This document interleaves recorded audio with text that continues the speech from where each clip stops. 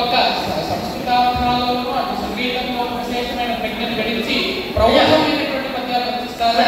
వారి ఆశీర్వదండి.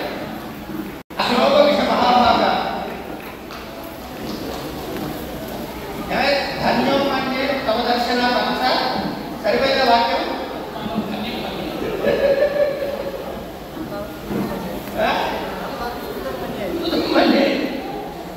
రావాలి రావాలి.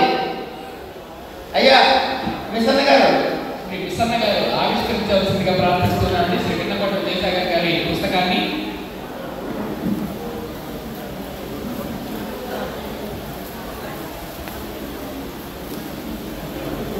విన్నకోట వారు మంచి వ్యాఖ్యానాన్ని కూడా అందిస్తూ ఉంటారు.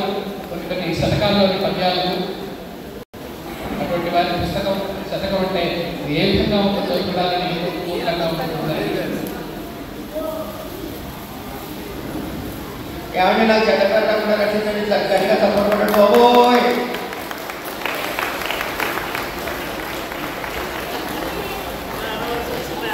నన్ను రక్షింపతలంపు నీకున్నట్లాయనా. అందరూ కరతాళ ధ్వనితో పుస్తకావిష్కరణ కార్యక్రమాన్ని చూడగలండి. శ్రీరామాలాపన, శ్రీరాముడిపై పద్యాలను వారు ఎంతో చక్కగా పూజంతం రామరామేతి మధురం మధురాక్షరం ఆరుహ్య కవితాశాఖ వందే వాల్మీకి కోకిలం అని అన్నట్టుగా శ్రీ విజయసాగర్ గారి కోకిల రూపంలో వాల్మీకి తత్వాన్ని కూర్చుకొని ఈ రామ ఆలాపనను చేశారు. కాబట్టి ఆ శ్రీరామాలాపన మీద అలాగే శ్రీ గర్భదుర్గ ఉదాహరణ మీద ఆవిష్కరణ అయినటువంటి శ్రీ మిసన్న గారు రెండు వాక్యాలు మాట్లాడవలసిందిగా శ్రీ మిసన్న గారు వారి అభిప్రాయం తెలియజేయవలసిందిగా ప్రార్థన.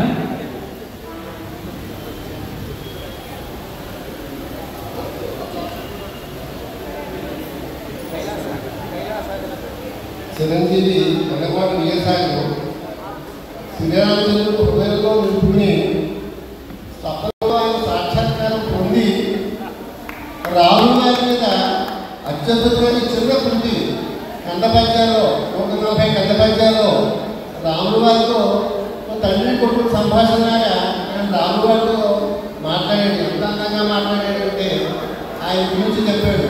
ఆయన కూడా 16 కోవిడ్ సాంప్రదాయంలో వాల్మీకి మహర్షి నాటకమైన 16 రామాయణంలో 16 నిమిషాలు ఉదాహరణగా చూస్తూ పద్యాలు రాశారు.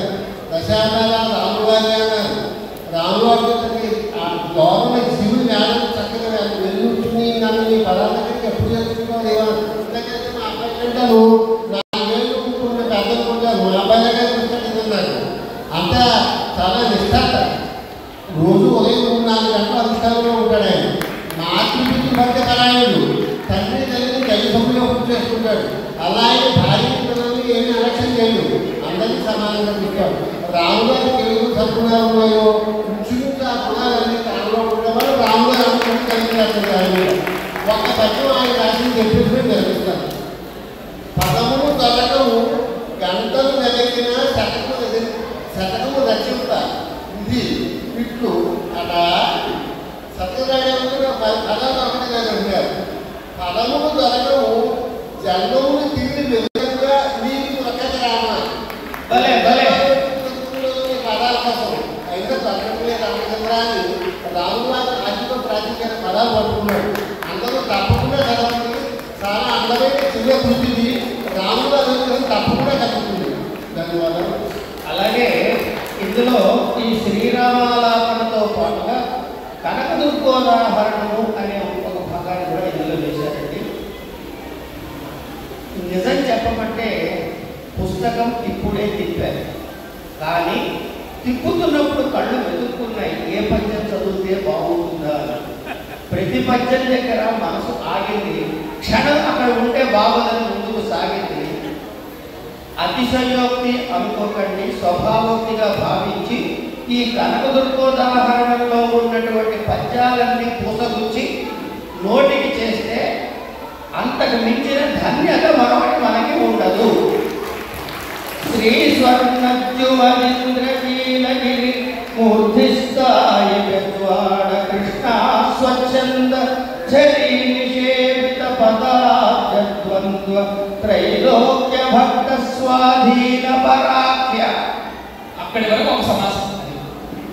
త్రైలోక్య భక్త స్వాధీన పరాఖ్యయౌ కనక దుర్గా మాత రాజిల్లు భౌమ్య సౌమ్యములు సపర్యజేయు సరసం మల్లీశ్వరుండుగా అని కనకదుర్గ క్షేత్ర వైభవాన్ని స్థల పురాణాన్ని మనకి చెప్పడానికి గాను ఇంత అద్భుతమైన ఎత్తుగీతితో ప్రారంభమైన ఈ పద్యాలు పిల్లల చేత నోటికి చేయించండి. పెద్దవాళ్ళు చదవకపోతే నష్టం లేదు, కానీ పిల్లలకి నేర్పించండి.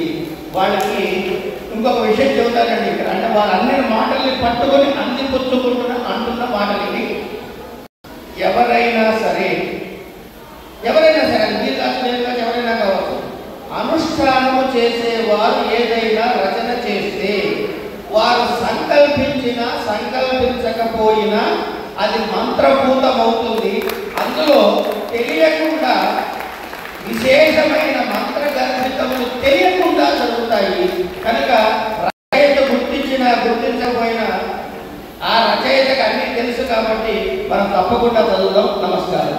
ధన్యవాదాలు. ఇప్పుడు రచయిత గారి స్పందన శ్రీ విన్నకొండ మధ్యలో దూరి మాట్లాడినందుకు మన్నించమని కోరుకుంటూ శ్రీ విన్నకొండ విజయసాగర్ మహోదయ గారి స్పందనను తెలియజేస్తారు.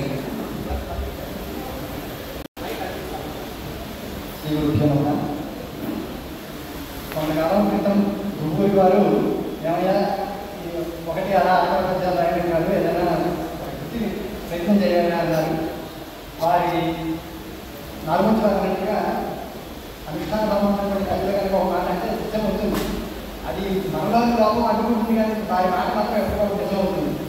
నాలో ఉన్నటువంటి అజ్ఞానం తొలగి కొంత అమ్మవారు నాకు అనుగ్రహించడం వల్ల పెద్దవారి ఆశీర్వాదం వల్ల జ్ఞాన పుస్తకం నిలబడింది. వెనక ఉన్నటువంటి చోదల గారి